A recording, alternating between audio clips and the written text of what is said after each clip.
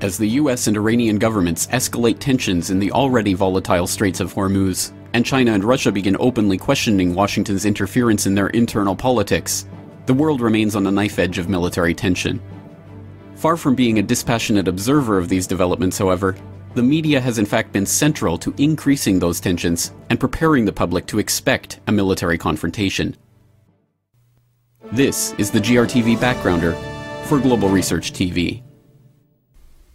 As the drums of war begin to beat once again in Iran, Syria, the South China Sea, and other potential hotspots and flashpoints around the globe, concerned citizens are asking how a world so sick of bloodshed and a population so tired of conflict could be led to this spot once again.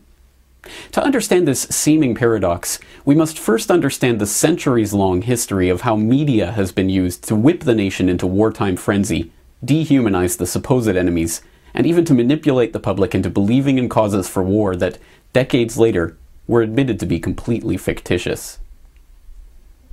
The term yellow journalism was coined to describe the type of sensationalistic, scandal-driven, and often erroneous style of reporting popularized by newspapers like William Randolph Hearst's New York Journal.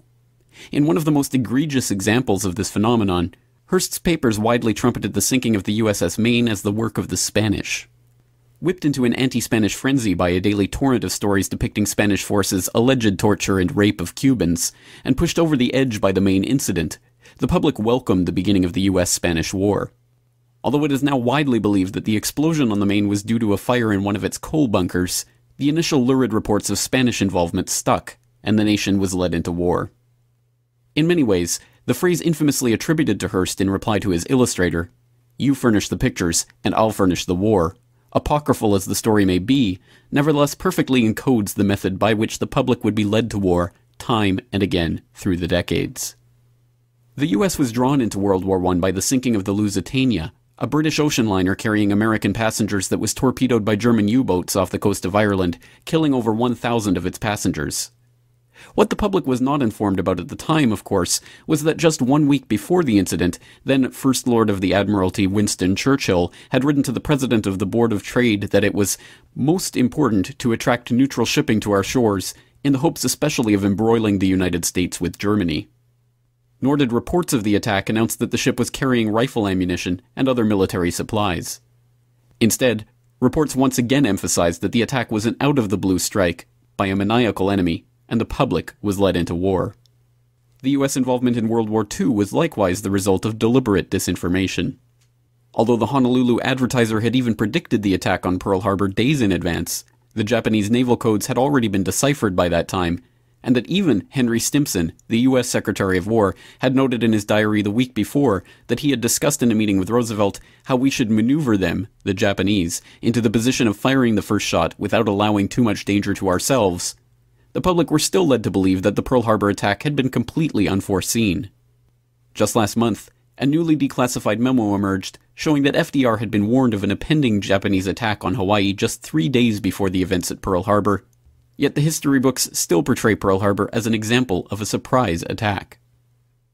In August 1964, the public was told that the North Vietnamese had attacked a US destroyer in the Gulf of Tonkin on 2 separate occasions.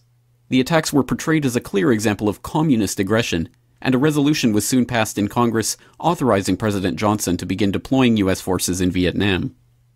In 2005, an internal NSA study was released concluding that the second attack in fact never took place. In effect, 60,000 American servicemen and as many as 3 million Vietnamese, let alone as many as 500,000 Cambodians and Laotians, lost their lives because of an incident that did not occur anywhere but in the imagination of the Johnson administration and the pages of the American media. In 1991, the world was introduced to the emotional story of Naria, a Kuwaiti girl who testified about the atrocities committed by Iraqi forces in Kuwait. While I was there, I saw the Iraqi soldiers come into the hospital with guns.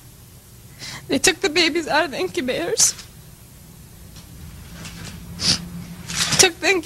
and left the children to die on the cold floor. It was horrifying.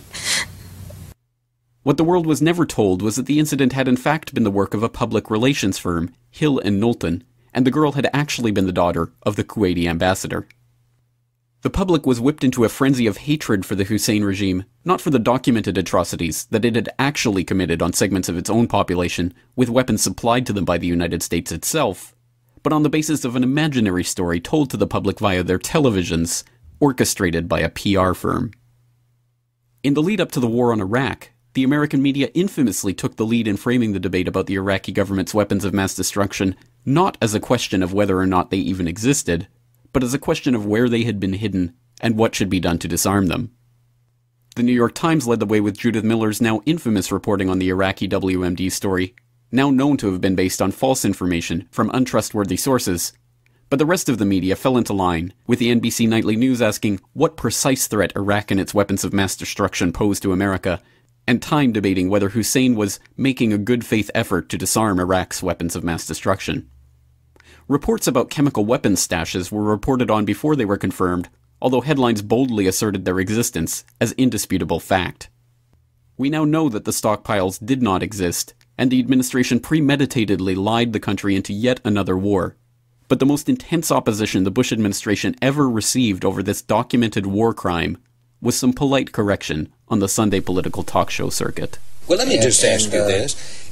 If they did not have these weapons of mass destruction, though, granted, all of that is true, why then did they pose an immediate threat to us, to this country? You and a few other critics are the only people I've heard use the phrase immediate threat. I didn't. The president didn't. And it's become kind of folklore that that's what's happened.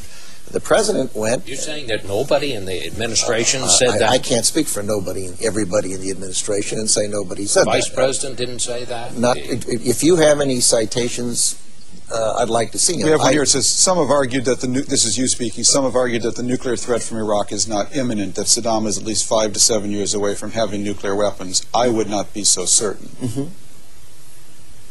Close to imminent. Well, I've tried to be precise and I've tried to be accurate. No terrorist state poses a greater or more immediate threat to the security of our people and the stability of the world than the regime of Saddam Hussein in Iraq. My view of the situation was that he had, we believe, the best intelligence that we had and other countries had. Remarkably, the public at large has seemingly learned nothing at all from all of these documented historical manipulations. If anything, the media has become even bolder in its attempts to manipulate the public's perceptions, perhaps emboldened by the fact that so few in the audience seem willing to question the picture that is being painted for them on the evening news. In 2008, CNN aired footage of a bombed-out Skin Valley in South Ossetia, falsely labeling it as footage of Gori, which they said had been attacked by the Russians. This was immediately refuted by the cameraman who had actually taken the footage. Today, when we arrived and news came that Gori was being shelled, I saw my footage. I said, that's not Gori, that's Sin Valley. Having crawled through the length and the breadth of Sin Valley, I don't need much to tell from which point this or that footage was recorded. I can swear in front of any tribunal. I can point to this location on the map of the town because I and the cameraman of the Rossiya channel videotaped that. It is 50 meters away from the entrance to the territory of the peacekeepers. Those guys who every move is regulated by the UN were all killed. The Georgians shot up their entire battalion. In 2009, the BBC showed a cropped image of a rally in Iran, which they claimed was a crowd of protesters who assembled to show their opposition to the Iranian government. An uncropped version of the same photograph displayed on the LA Times website, however, revealed that the photo in fact came from a rally in support of Ahmadinejad. In August of 2011, the BBC ran footage of what they claimed was a celebration in Tripoli's Green Square. When sharp-eyed viewers noticed that the flags in the footage were in fact Indian flags, the BBC was forced to admit that they had accidentally broadcast footage from India instead of Tripoli. Also that month, CNN reported on a story from the Syrian Observatory for Human Rights, claiming that 8 infants in incubators had died in a hospital in Hama, where Syrian authorities cut off power in the area. Some news sites even carried pictures of the infants. The images were later admitted to have been taken in Egypt, and no evidence has ever emerged to back up the accusations.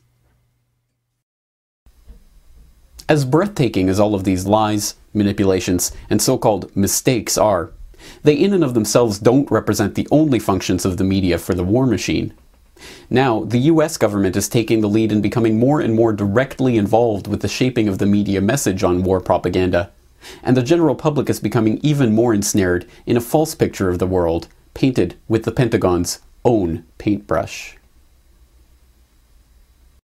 In 2005, the Bush White House admitted to producing videos that were designed to look like news reports from legitimate independent journalists, and then feeding those reports to media outlets as prepackaged material ready to air on the evening news.